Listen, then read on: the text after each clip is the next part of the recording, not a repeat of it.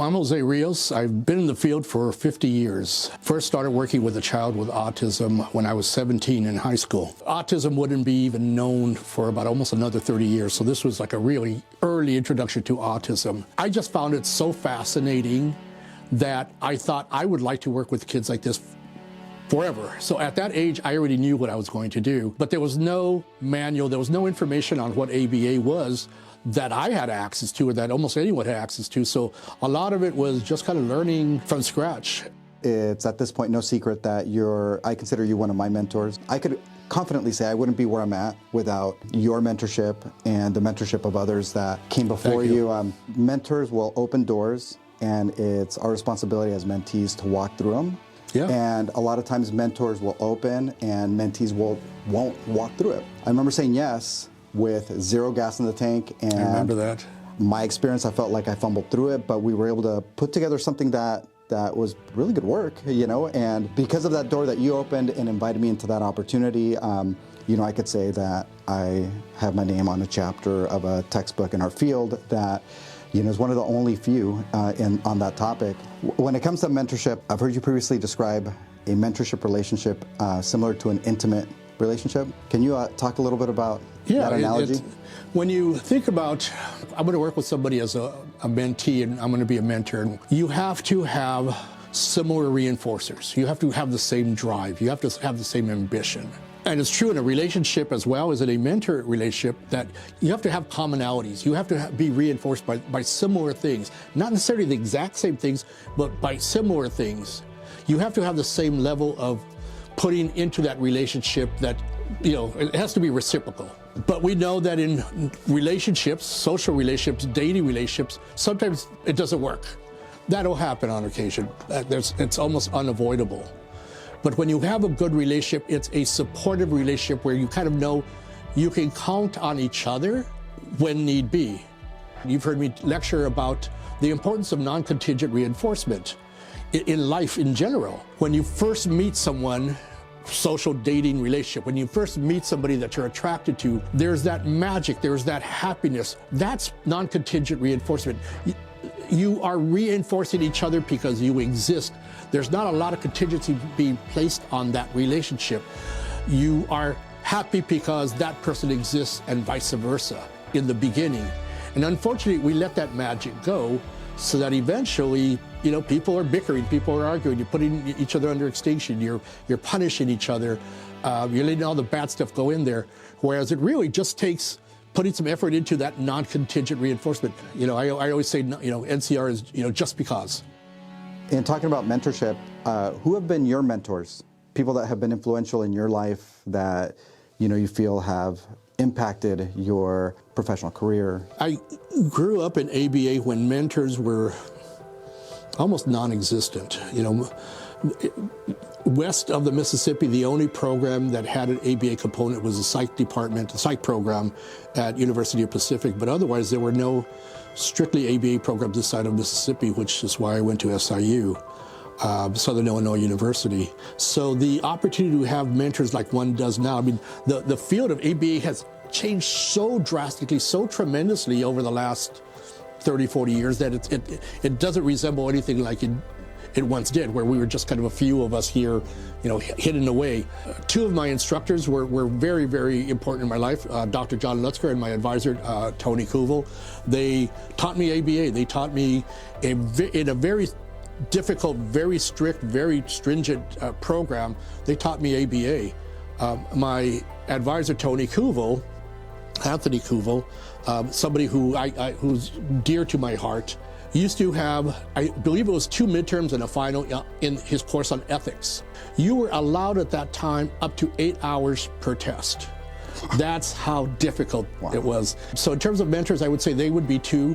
I have individuals now, colleagues, who I will, if I have a situation where I'm not sure of, I'll sometimes call and say, what should I do, or what do you think, or whatever, but yeah. How would you describe mentorship? I use the term transformative mentorship. A good transformative mentor is someone who guides you, who transforms your life, who helps you learn to transform your life, who gives you support, who gives you prompts, who gives you advice, who imparts his or her knowledge and skills to another person to help that person grow, to teach that person that they can achieve so much more. I often, will say to people who I mentor, it's like one could be one of the 60,000 BCBAs, or one could be one that counts. One could be one that somebody can say, I've heard of you, or I know of your work, or I know of the caliber of who you are, or of your agency. That takes a lot of support. That takes a lot of knowledge to be able to be in a position where you can get that information from someone who has those things, who can say, I have learned over my life so much. It's so important that I try to impart as much as I can. For you to learn things that I should have learned, for you to learn from my mistakes, from my errors.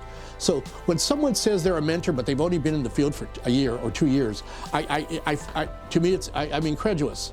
Like, you don't have the vast amount of experiences to be able to really be effective in transforming the life of someone else. So what would you recommend before somebody becomes a mentor, they acquire a certain type of experience? Good question. We've done talks on this in the past at conferences, like how much experience and knowledge should one have to be competent, to be good as a mentor. And there is no easy answer to that. I wish there was. Some people have it in their heart to do it. Some people recognize the importance of having an impact on the next generation. Some people, they don't see that as something that's reinforcing to them. They why put an effort into someone where it may or may not work, where you may let me down more than you should, where the dynamics of a relationship like we talked about exist, and to do it for just because, to do it for no reason other than because you want to make a difference. You want to help others make a difference. Yeah. In all your years of mentoring and I'm sure the numerous amount of people that you mentored, what have been some of your greatest success stories as a mentor? Wow, that would take us 45 minutes to talk about some. I don't know if there's any one example. It's wonderful to hear when a mentee says either I'm doing a presentation of my own at a conference, or I was asked to be part of a presentation. To me, that's, seeing somebody succeed, I think to me is so reinforcing, seeing someone else succeed. Are there any words of wisdom that you would want to leave on the next generation of behavior analysts? You've got 4 hours? Hard to come up with one. One that I talk about often, I guess, would be, to recognize your limitations and develop competence. Mm-hmm. Always think about you're doing this for the good of someone else, not necessarily, you shouldn't be necessarily doing it for yourself or for your own income. You should be doing it because you're able to make a difference in somebody else's life. And that should be the main reason why we do what we do. Mm-hmm. Be competent, learn more than you need to know, because only that way will you grow. We can use behavior analysis to effect change, positive change in others, as I always say, because it's the right thing to do. Yeah. When all is said and done, what would you like to be known for? It made a difference. Yeah. It to me was always such an important thing. It actually makes me teary-eyed to think it was such an important thing that was taught to me by my mother, to make a difference, to make a difference, to at the very end to be able to say, somebody's life is a little bit better because I existed. Yeah. I think your 50 years of work, presidency of CalABA twice, co-founder of the Latino Association for Behavior Analysis. The first and only Latino to ever be president of CalABA. Yeah. At my presidential address, it's interestingly, just by coincidence, it was called One Person Can Make a Difference. The idea was taken out of Aubrey Daniels' book, Other People's Habits. In the talk, I talked about the butterfly effect. The idea of the butterfly effect is that a butterfly in Africa flapping its wing makes a slight movement in the molecules in the air that are up next to it, gets larger and larger, and has the potential of developing a storm. And that storm could conceivably leave from Africa and move its way to the United States, so that a hurricane in Florida could have been caused by that butterfly flapping its wing. Think about it in terms of reinforcement.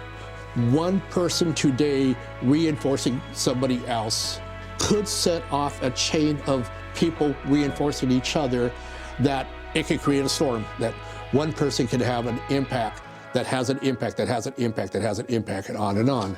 Thank you for making a difference you already have, you've done it, but I know there's still more to do. If I know you like I know you, you're not done yet, so there's more work to be done. Well, thank you.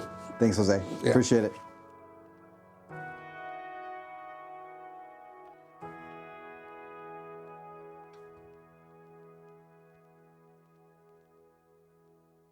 Thank you for watching. For more insights on the power of mentorship, please watch our monthly Mentorship Espresso on the first Friday of every month. And if you like this content and appreciate it, please click like, subscribe, and share. Thank you.